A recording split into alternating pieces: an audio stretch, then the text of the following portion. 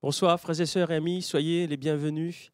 En tout cas, c'est une journée de grâce, une journée de bénédiction, puisque nous entendons l'Évangile, nous entendons la parole du Seigneur. Et ce que je sais, c'est que sa parole n'est jamais annoncée en vain, c'est parce que le Seigneur connaît nos cœurs, nos pensées. Et ce soir, nous voulons lui dire, Seigneur, oui, parle à mon cœur. Amen.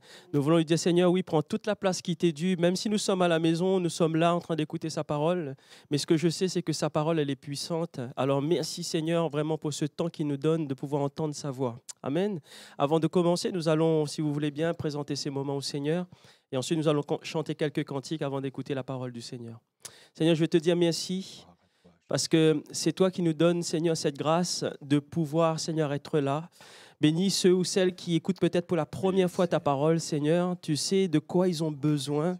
Alors vraiment, Seigneur, que tu puisses nourrir ton peuple, que tu puisses nous nourrir, Seigneur, de ta parole et de permettre, Seigneur, que nous puissions rester attachés à ce que tu nous donnes, Seigneur, comme parole, afin que nous puissions la mettre en pratique. Mais bien sûr, Seigneur, pas par des moyens humains, mais que, Seigneur, ta parole nous aide à la mettre en pratique parce que nous dépendons de toi. Seigneur, ce soir, Seigneur, que ta parole puisse vraiment toucher nos cœurs, toucher peut-être celui ou celle qui a besoin, Seigneur, de toi, qui voudrait te rencontrer, celui ou celle qui est perdu, retrouve son chemin. Alors, je te dis merci, Père, pour ce que tu fais et pour ce que tu vas faire durant cette belle soirée, Jésus-Christ. Amen. Nous allons commencer par ce chant, si vous voulez bien, qui dit « Oui, j'ai la vie de Dieu en moi ». Oui, j'ai la vie, oui, j'ai la joie, oui, j'ai l'esprit et oui, j'ai la paix.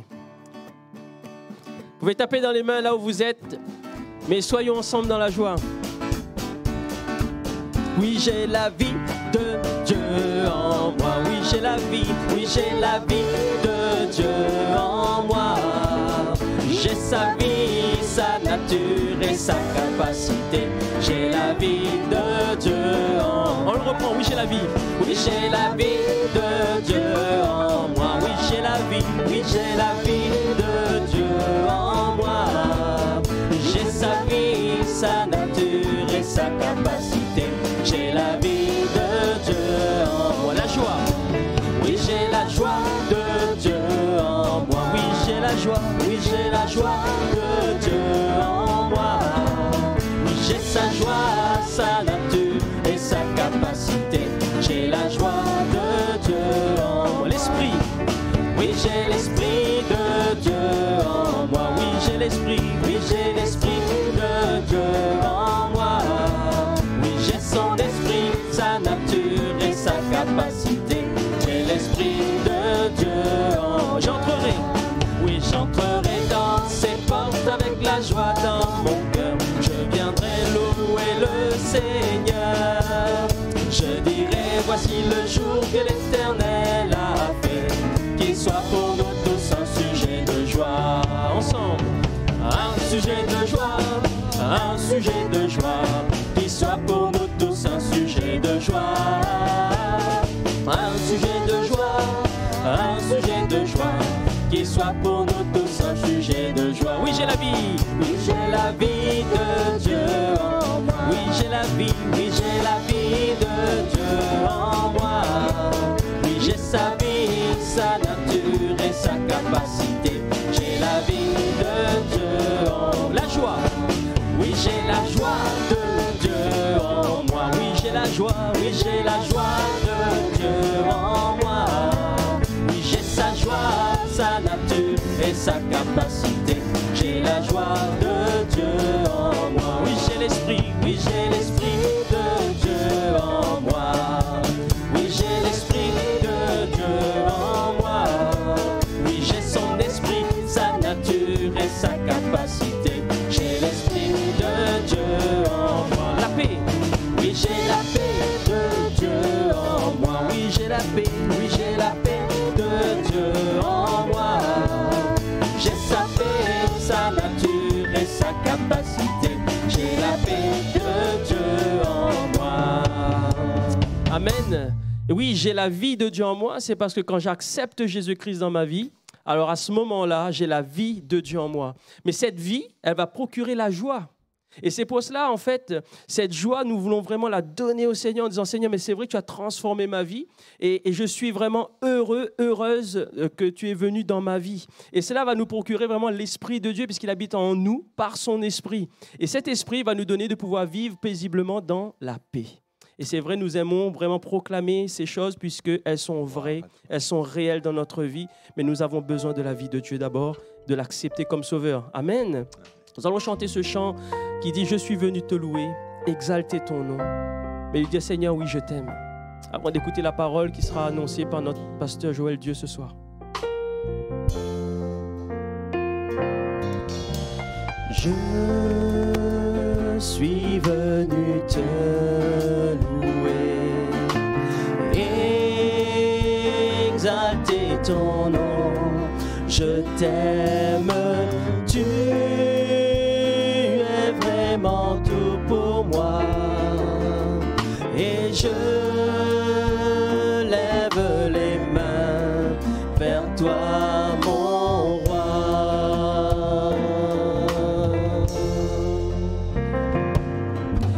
Je suis venu te louer, exalter ton nom. Je t'aime, tu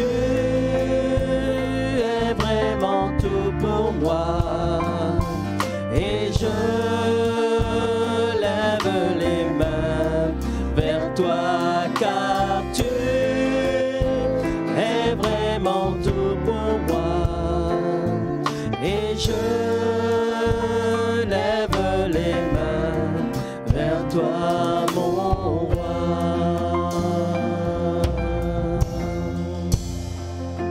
Alléluia. Seigneur, bénis ta parole.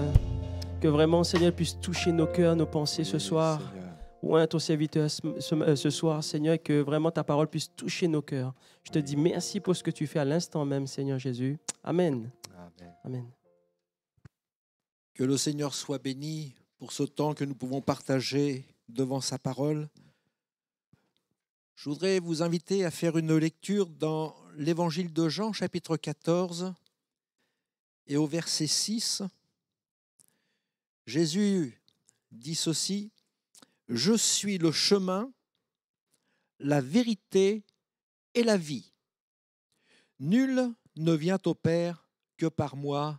Amen. » Jésus est le chemin, la vérité et la vie, et personne n'a la possibilité de s'approcher de Dieu que par Jésus.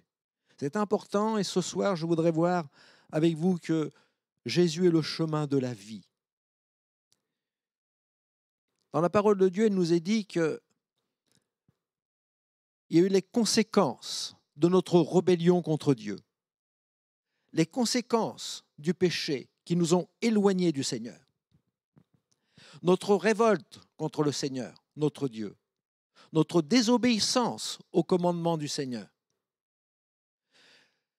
le fait de ne pas se soucier, comme le rappelle l'Écriture dans l'Épître aux Romains, chapitre 1er, il nous est dit, ils ne se sont pas souciés de connaître Dieu.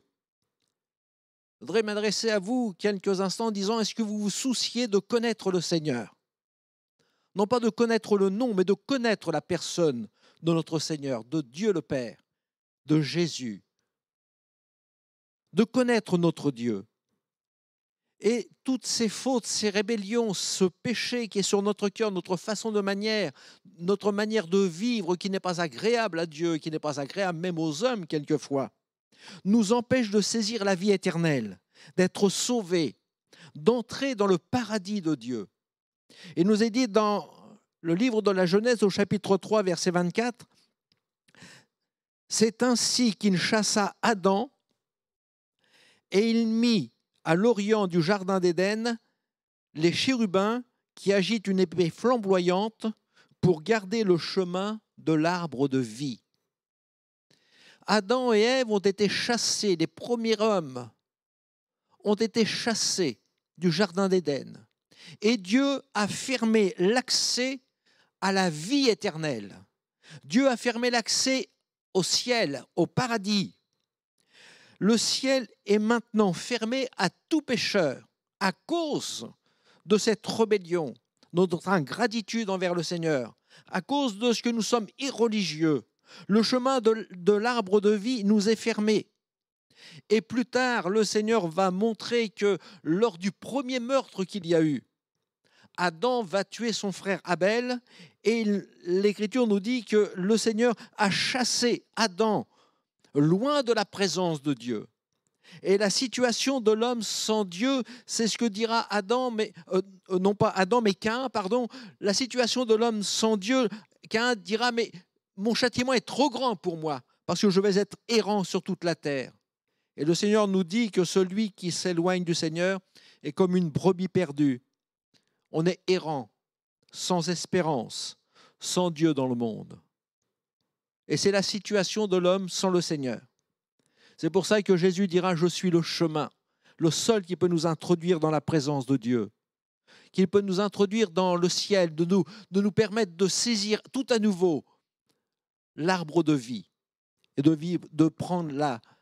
saisir la vie éternelle. Cependant, le Seigneur désire que tous les hommes soient sauvés, que nous parvenions tous à la vie éternelle. Le Seigneur notre Dieu a mis devant tous les hommes 2 chemins pour que nous puissions y parvenir. 2 chemins qui nous mènent dans 2 destinations différentes. Un chemin large, dira le Seigneur, qui emprunte beaucoup d'hommes. Un chemin large qui emprunte beaucoup de personnes. Ce chemin est celui sur lequel sont tous les hommes sans Dieu.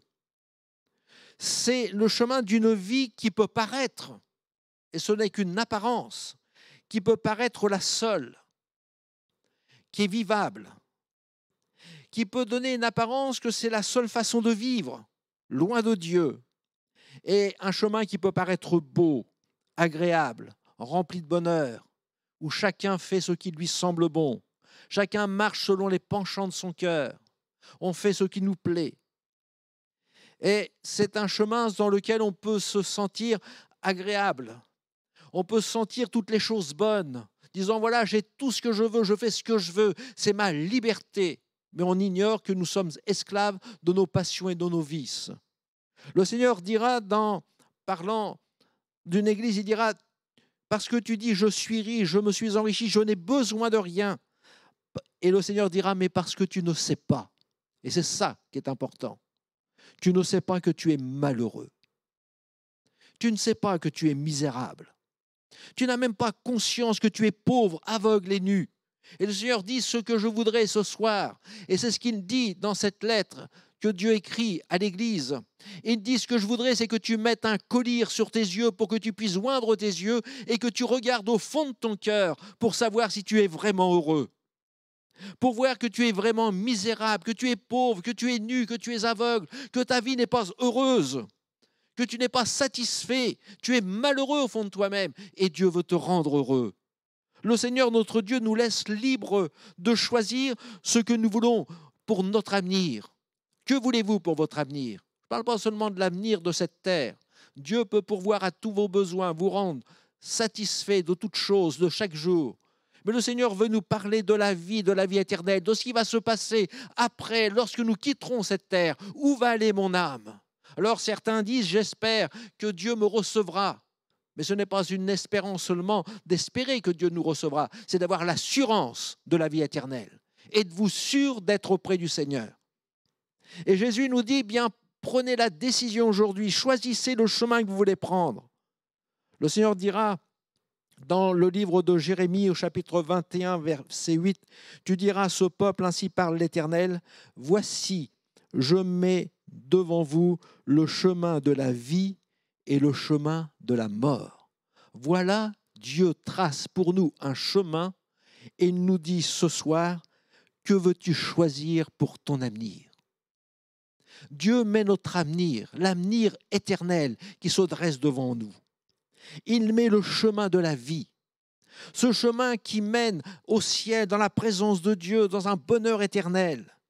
Et avant de nous engager définitivement sur l'un ou l'autre des chemins, le Seigneur nous informe que sur les 2 chemins qui se dressent devant nous, l'un des chemins conduit à la vie éternelle et l'autre mène à la mort. Oui, la fin, ce sera cela, la vie éternelle ou la mort. Il n'y aura pas d'autre choix. Il y a beaucoup de désillusions sur le chemin qui est large, que nous avons emprunté sans se soucier de Dieu, sans avoir saisi la main du Seigneur. Il y a un lendemain qui est incertain. Il y a beaucoup de détresse, d'angoisse, de souffrance. Il n'y a pas d'espérance. Et le Seigneur dit dans sa parole, dans Ésaïe, il dit « Ils ne connaissent pas le chemin de la paix.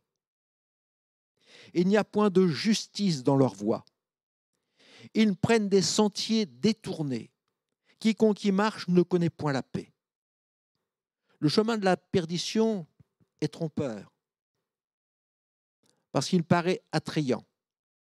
Il est large, c'est très facile, on fait ce que l'on veut, c'est très spacieux, facile d'accès, chacun fait tout ce qu'il veut, et beaucoup s'engagent dans ce chemin-là. Et nous avons emprunté ce chemin-là en son temps. Et jusqu'à présent, peut-être vous avez eu la faiblesse de suivre le plus grand nombre en disant « mais si tout le monde prend cette direction, c'est ce qu'il y a de meilleur ». Vous avez peut-être eu la faiblesse de suivre le plus grand nombre sans vous inquiéter de savoir où vous mène cette vie sans Dieu. Parce que c'est cela. Cette vie sans Dieu, ça me mène où? Et en y réfléchissant bien, vous apercevez que vous ne connaissez pas le vrai bonheur, la paix intérieure. Vous êtes peut-être agité. Votre existence est triste, avec son lot de souffrance, de détresse. La route que vous avez prise ne comble pas le vide de votre cœur. Mais le Seigneur a quelque chose de meilleur pour vous. Jésus est le chemin qui mène à la vie, à une vie merveilleuse, abondante et pleine de réjouissance. Il y a ceux qui ne connaissent pas Dieu, qui se sont éloignés du Seigneur, et Dieu veut appeler. Mais il y a également les chrétiens qui ont connu Dieu, qui se sont éloignés du Seigneur. Dans l'Écriture, il nous est rappelé dans l'Évangile de Luc, il y avait 2 disciples qui avaient quitté Jérusalem. Les disciples, la communauté des disciples de l'Église naissante, si on peut dire. Ils s'étaient éloignés de Jérusalem et ils allaient sur Emmaüs. Ils s'étaient éloignés, ils s'éloignaient du Seigneur. Mais le Seigneur va les rejoindre, va les rattraper. Et va parler à leur cœur. Ils ne vont pas le reconnaître. Ils se sont éloignés de lui. Et ils s'entretenaient de choses qui tourmentaient leur cœur. La paix, la tristesse avaient envahi leur cœur. Et le Seigneur va leur dire, mais de quoi vous entretenez-vous en marchant? Et en s'éloignant de Dieu, en s'éloignant de la maison de Dieu, de l'Église, on ne peut pas trouver le vrai bonheur. On ne peut pas s'entretenir de choses bonnes, qui soient agréables, qui réjouissent, qui nous fortifient, qui nous renouvellent. On s'éloigne de Dieu, on quitte sa main. Mais ce soir encore, le Seigneur veut s'approcher de vous et parler à votre cœur. Et de vous rappeler qu'il est un Dieu merveilleux qui vous invite à revenir vers le Seigneur. Et tous ensemble, de se retrouver sur le droit chemin, sur le chemin que Dieu veut nous tracer. Maintenant, après avoir réfléchi à votre vie qui est peut-être triste, peut-être quelqu'un dira « je suis démuni de tout ». Le Seigneur vous invite à vous arrêter un instant et on va faire ensemble la lecture de Proverbes chapitre 4, verset 26, et c'est Dieu qui parle. Et il dit maintenant, considère le chemin par où tu passes et que toutes tes voies soient bien réglées. Considère. Considère le chemin que tu as emprunté. Considère le chemin que tu as pris. Considère la vie que tu as maintenant loin de Dieu, en étant éloigné du Seigneur. Considère les choses. Et regarde, maintenant le Seigneur voudrait te dire qu'il y a quelque chose de meilleur, mais de beaucoup meilleur pour toi aujourd'hui. Alors le Seigneur invite à changer de direction. Il invite pour ceux qui ne se sont jamais donnés à Dieu à se convertir, à venir vers le Seigneur, à s'arrêter sur le chemin qui nous éloigne de Dieu et de revenir à ce tendre Père céleste. Un Père qui est notre Dieu, qui nous attend et qui nous tend ses bras un Dieu qui nous appelle et qui nous invite à entendre l'appel du Seigneur, notre Dieu. Dans Matthieu 7, verset 13, il est dit, et je crois que c'est bon d'entendre la voix du Seigneur nous parler, où le Seigneur nous dit, entrez par la porte étroite. Car large est la porte, spacieux le chemin qui mène à la perdition, et il y en a beaucoup qui entrent par là. C'est le chemin de la perdition. Mais voilà ce que dit le Seigneur. Mais étroite est la porte, resserrez le chemin qui mène à la vie, et il y en a peu qui les trouvent. Le Seigneur nous dit, entrez par la porte étroite. Empruntez cette porte étroite, empruntez ce chemin resserré qui mène à la vie, qui n'a peut-être pas beaucoup d'attrait, qui n'est peut-être pas séduisant aux yeux de ce monde, mais qui est le plus important, c'est de marcher sur le chemin qui est Jésus et marcher avec le Seigneur. Le Seigneur Jésus est le chemin. Il est le chemin qui nous mène à la vie éternelle. Le chemin du salut est en Jésus-Christ notre Sauveur. Il n'y a qu'une seule voie pour aller au Père. Le chemin sur lequel vous êtes invités, où le Seigneur vous invite à vous engager, c'est-à-dire de vivre avec Jésus notre Sauveur et de mettre le Seigneur dans votre cœur, de vivre avec Jésus et de le mettre au plus profond de votre cœur et de le serrer sur votre cœur et de l'aimer comme Christ vous a aimé. Il y en a peu qui l'empruntent, ce chemin-là. Et pourtant, le Seigneur a quelque chose de si bon en réserve pour vous. En apparence, suivre Jésus, ça ne paraît pas attrayant. Mais lorsque l'on prend le temps de connaître le Seigneur, c'est quelque chose de merveilleux que de marcher avec Christ. Lorsque l'on connaît le Seigneur, lorsque l'on marche avec notre Dieu, immédiatement, le vrai bonheur, la paix du cœur, la joie vient dans notre cœur. C'est la joie de Dieu, la paix de Dieu, cette véritable paix qui vient dans notre cœur. Dieu lui-même en veillera sur votre cœur. Dieu lui-même veillera sur votre âme. Il prendra plaisir à vous bénir et vous faire du bien. Il est celui qui rend le cœur heureux, qui le rend joyeux. Le Seigneur nous montre le chemin qui mène au ciel. C'est un chemin qui mérite d'être emprunté parce que Dieu a quelque chose de bon pour nous. C'est le chemin unique. Le chemin unique, c'est Jésus. Il est le chemin, dit le Seigneur. Et nul ne peut venir à Dieu que par Jésus. Le chemin de la vie est ouvert à tous. Et tous peuvent l'emprunter. C'est vrai que c'est un chemin resserré, qui est étroit. Mais nous ne sommes pas seuls. Jésus marche avec nous.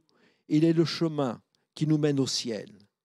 Le Seigneur fait une comparaison avec le bon berger qui dirige ses brebis. Il dit lorsque le bon berger, lorsqu'il a fait sortir ses propres brebis, il marche devant elles et les brebis le suivent.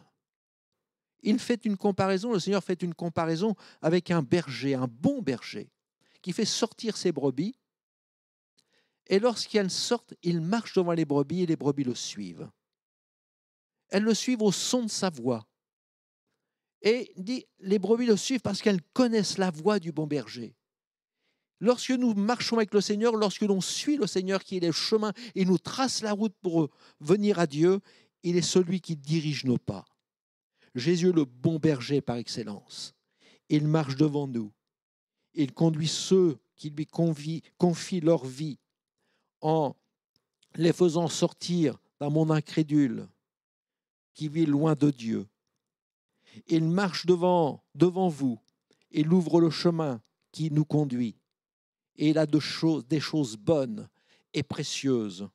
Et comme le rappelle l'Écriture, c'est lui qui nous donne ce qui est. Il nous donne sa paix, il nous donne l'abondance, il nous donne sa bénédiction. Quand on passe par des moments difficiles dans la vallée de l'ombre de la mort, le Seigneur ne nous abandonne pas, il est avec nous, il nous porte. Dans les moments difficiles, Dieu nous console, il nous bénit. Nous ne sommes pas seuls, nous connaissons les mêmes mots, avec une seule différence, c'est que Dieu est notre soutien, notre force, notre consolation. Il est le Dieu de toute consolation. Il est celui qui sèche les larmes. Il est le Dieu qui guérit le cœur, mais le Dieu qui guérit également les corps. Le Seigneur Jésus nous conduit. Il nous conduit. Je voudrais vous dire ce soir que le Seigneur nous conduit sur une colline. Il voudrait vous conduire sur une colline. Et peut-être pour ceux qui l'ont oublié, vous conduire tout à nouveau sur cette colline que vous avez abandonnée. Le Seigneur Jésus désire vous conduire sur une colline, car il est impossible de saisir la vie éternelle en évitant le mont Golgotha, en évitant le mont du Calvaire. Jésus nous conduit sur le chemin de la vie et la vie éternelle en nous disant que, comme il est écrit dans Luc 14, 27, « Et quiconque ne porte pas sa croix et ne me suit pas ne peut être mon disciple. » C'est là où Jésus veut nous conduire. Il veut nous conduire sur le mont du Calvaire. C'est à la croix du Calvaire que nous rencontrons le Fils de Dieu qui donne sa vie pour le pardon, pour le salut de nos âmes, pour le pardon de nos péchés. Le supplicié qui est Jésus portait une croix. Et tous les suppliciés, tous ceux qui ont été crucifiés, il y avait Jésus qui a été crucifié, 2 brigands qui ont été crucifiés avec lui. Et le supplicié, lorsqu'il portait une croix sur laquelle on le crucifiait, on indiquait le motif de sa condamnation. Et Jésus a eu le motif de sa condamnation. Celui-ci est le roi des Juifs. Et le peuple d'Israël a dit à Pilate, « Nous n'avons de roi que César. » Ils ont rejeté le roi pour le roi de ce monde. Ils ont rejeté le Fils de Dieu pour les plaisirs et les bienfaits de ce monde. Et c'était le motif de la condamnation de Jésus, parce que l'on a rejeté le Seigneur, Christ est mort pour nous. Parce qu'on a péché contre Dieu, Christ a donné sa vie pour nous. Mais à vous, aujourd'hui, où le Seigneur nous dit, ce que j'attends de toi aujourd'hui, c'est que tu portes ta croix et que tu suives le Seigneur sur le chemin du Calvaire. C'est à la croix du Calvaire que nous rencontrons le Fils de Dieu qui donne sa vie pour le salut de nos âmes. C'est à la croix que nous voyons le Jésus donner sa vie pour notre secours, pour nous secourir et nous accorder le pardon de nos péchés. C'est dans d'abominables douleurs que Jésus a agonisé sur la croix du Calvaire pour donner sa vie. Quelques heures avant de mourir, Jésus agonisait. Et pendant des heures, il était en souffrance, agonisant, jusqu'au moment où il va dire « Père, je remets mon esprit entre tes mains » et il a expiré. C'est dans de grandes souffrances que Christ est mort. Et il est mort pour chacun de nous. Et il faut que je suive Jésus jusqu'à cette colline. En portant ma croix, c'est-à-dire être conscient que pour moi, c'est justice de subir la condamnation, mais que Jésus n'a rien fait de mal. Celui qui porte sa croix et qui suit le Seigneur, qui suit le Sauveur de notre âme, va reconnaître qu'il est un pécheur, qui mérite la condamnation. Le sujet de notre condamnation est inscrit sur notre vie, sur notre cœur, dans notre âme. Toutes nos fautes, tous nos péchés sont gravés sur notre vie. Et il y a là tout le mobile de notre condamnation. Nous sommes condamnés à mourir et le salaire du péché, c'est la mort. Et en suivant le Seigneur, je porte ma croix et je peux dire, Seigneur, avec un cœur attristé, repentant, Seigneur, tu vois toutes mes fautes, toutes mes transgressions, toute ma désobéissance, ma rébellion, ma haine de toi. M'être éloigné de toi, Seigneur, je te demande pardon. Et c'est avec un cœur repentant que l'on peut suivre le Seigneur jusqu'au mont du Calvaire. Mais dans sa grâce, le Seigneur nous dit, c'est vrai que le salaire du péché, c'est la mort. C'est vrai que par tes fautes et par tes transgressions, tu as été ennemi de Dieu. Tu es sous la colère de Dieu. Et que Jésus, lui, n'a rien fait de mal. Pourtant, lorsque l'on suit le Seigneur sur le mont du Calvaire, tout pécheur repentant n'est pas mis à mort. Christ prend cette croix, il est crucifié à notre place. Il meurt pour nous. Le châtiment qui devait tomber sur nous tombe sur la personne de Jésus. Christ subit la condamnation à ma place. Jésus prend ma place sur la croix. Il est crucifié à ma place. Par son sacrifice, nous avons maintenant le pardon de nos péchés. Dans Hébreux chapitre 10, verset 19, il est dit ceci, « Ayant donc, frères, par le sang de Jésus, une ferme assurance d'entrer dans le sanctuaire, par le chemin nouveau et vivant qu'il a inauguré pour nous, au travers du voile, c'est-à-dire de sa chair. Nous avons maintenant, le Seigneur, nous avons maintenant une ferme assurance par le sacrifice de Jésus. Tout pécheur repentant qui a reçu le pardon de ses péchés a une ferme assurance, et c'est l'assurance d'entrer dans le sanctuaire, c'est-à-dire il a l'assurance de la vie éternelle. Il a l'assurance de rentrer dans le royaume des cieux, dans la présence de Dieu. Jésus, qui est le chemin, nous a ouvert une route nouvelle, vivante, qu'il a inaugurée pour nous au travers de son sacrifice à la croix du Calvaire. Christ nous a ouvert le chemin qui mène au ciel. À cause de nos péchés, l'arbre de la vie éternelle nous était fermé. Aujourd'hui, Jésus nous a ouvert une route nouvelle pour nous introduire tout à nouveau dans la présence de Dieu. Et le Seigneur nous invite de pouvoir nous approcher maintenant, dès maintenant, du Seigneur avec un cœur sincère, dans la plénitude de la foi, en ayant des cœurs purifiés d'une mauvaise conscience et le corps lavé d'une eau pure. Le Seigneur ne veut pas. Il ne veut pas que vous mouriez dans vos péchés. C'est pourquoi il a envoyé son Fils, Jésus, son Fils unique, pour qu'il meure à votre place, pour que vous ayez la vie éternelle. C'est par amour que Dieu agit de la sorte. C'est par amour que le Seigneur l'a fait.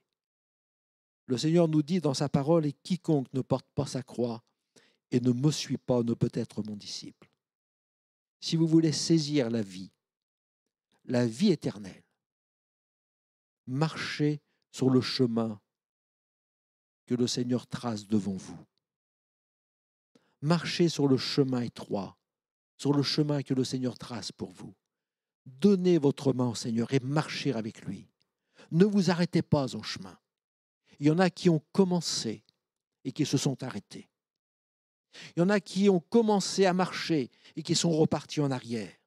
Ne vous arrêtez pas en chemin. Portez votre croix et suivez votre Seigneur jusqu'au mont du Calvaire. Le Seigneur nous dit dans le psaume 85, il dit « La justice marchera devant lui et imprimera ses pas sur le chemin. » C'est une grâce. C'est à la croix que Jésus révèle son amour pour nous. Jésus accepte d'être crucifié à notre place. Jésus prend notre place sur la croix, il se charge de toutes nos fautes. Et le châtiment qui nous donne la paix avec Dieu tombe sur la personne de Jésus.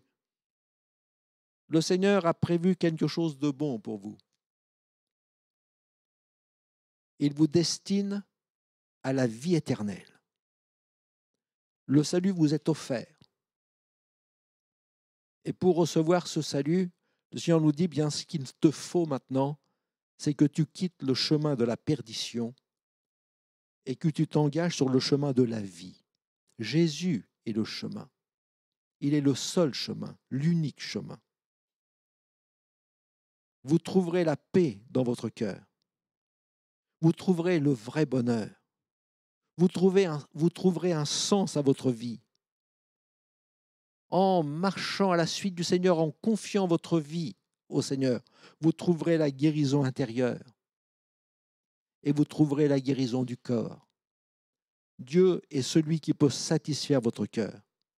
Ne demeurez pas loin du Seigneur. Montez sur le mont du Calvaire pour rencontrer Jésus et vous poursuivrez votre route joyeux d'avoir reçu le pardon de vos péchés, d'avoir l'assurance de la vie éternelle. Jésus vient nous rechercher. Jésus vient nous chercher prochainement. Soyez du voyage avec le Seigneur, marchez avec lui, donnez votre cœur au Seigneur. Et en donnant votre cœur au Seigneur, l'Écriture nous invite, dit, mais repentez-vous donc et convertissez-vous, changez de route.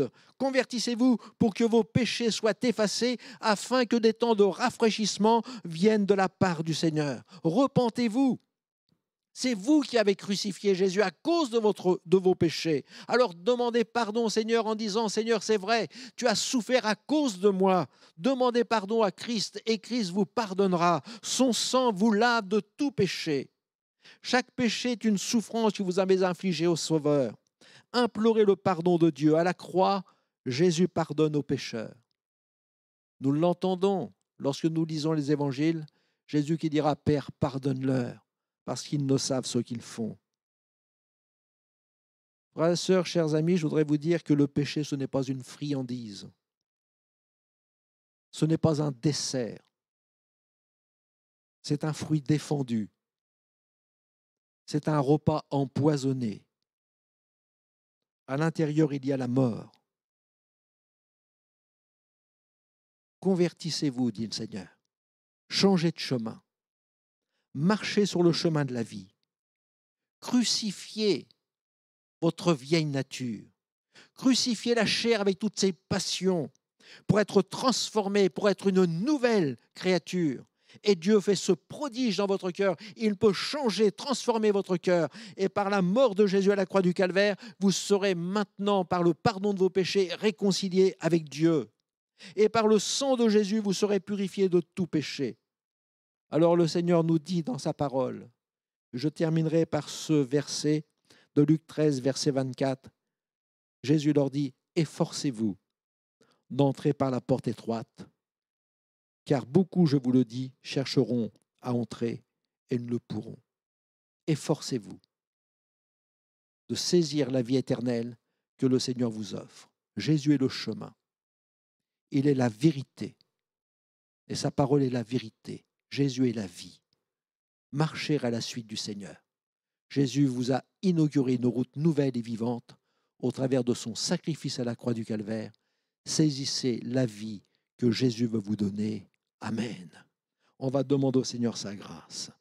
Seigneur, notre Père, notre Dieu, nous te bénissons, nous te rendons grâce de ce que tu as donné ta vie pour le salut de nos âmes. Seigneur, nous avons été si longtemps rebelles à ta voix, jusqu'au jour où tu t'es révélé dans notre cœur et que tu nous as montré que tu étais le chemin qui nous mène à la vie éternelle et nous avons saisi le pardon qui est en toi. Seigneur, il y a peut-être encore aujourd'hui quelqu'un qui s'est éloigné de toi, qui s'est égaré loin de toi, mais tu l'appelles encore aujourd'hui à venir vers toi, à porter sa croix et à te suivre et à trouver le pardon de ses péchés. Seigneur, je te prie d'accorder ta grâce et ce que tu veux donner aujourd'hui, c'est la vie et la vie éternelle. Seigneur, je te prie de faire grâce. Nous te le demandons au nom de Jésus, notre Sauveur. Amen. Amen. Amen. Alléluia. C'est vrai que peut-être vous passez par des moments difficiles, compliqués. Jésus-Christ est notre Sauveur. Il est ton Sauveur. Ce chant qui nous dit, mais quand le vol de la tempête, peut-être tu passes par une tempête, par des moments difficiles et que tu as l'impression que ton ciel il est complètement assombri. Mais compte les bienfaits de Dieu. On te dit que Jésus-Christ est venu pour toi. Oui, il est le chemin, la vérité et la vie. Accepte Jésus dans ton cœur. Alléluia.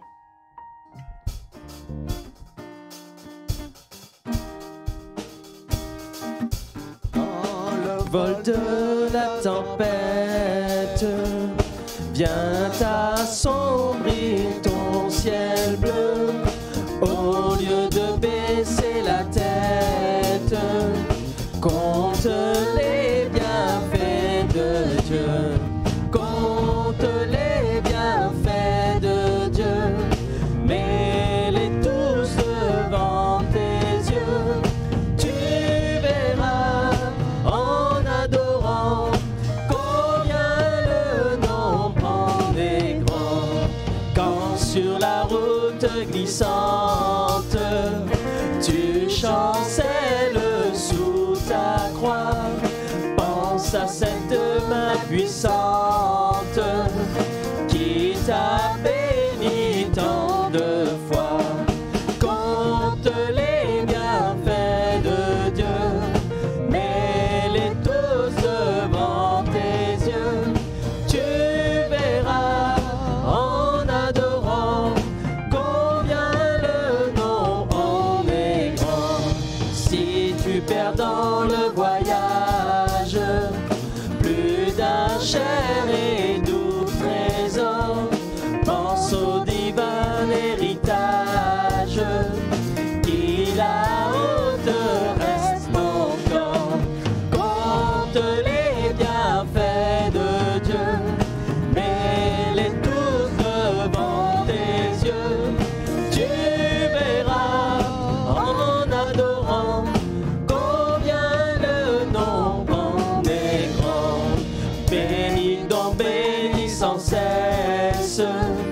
ce Père qui chaque jour répand sur toi la richesse de son merveilleux amour.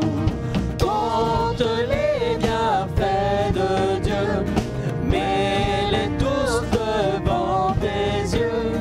Tu verras en adorant combien le nombre est grand. Compte les bienfaits, compte les bienfaits de Dieu, mets-les tous devant tes yeux. Tu verras en adorant combien le nombre est grand. Béni soit Dieu. Alléluia. Voilà, merci de nous avoir suivis et on vous invite à revenir. Demain, nous avons notre réunion, l'annonce de l'Évangile à l'église 46 rue Maréchal Joffre à 14h30. Donc, si vous pouvez venir, n'hésitez pas.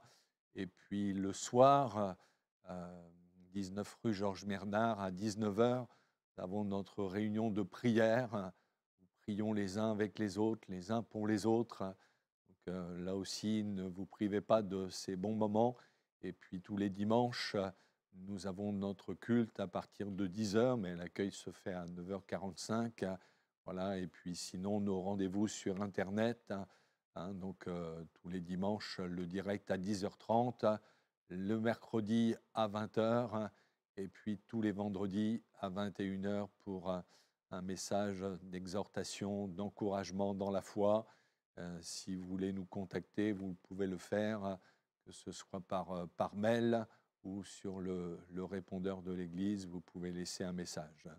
Voilà, que Dieu vous bénisse et on vous encourage vraiment à suivre le bon chemin.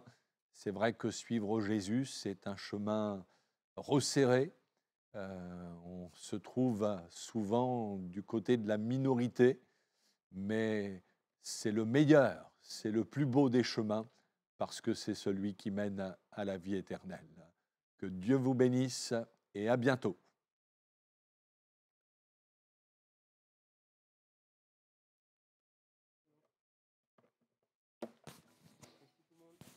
Merci.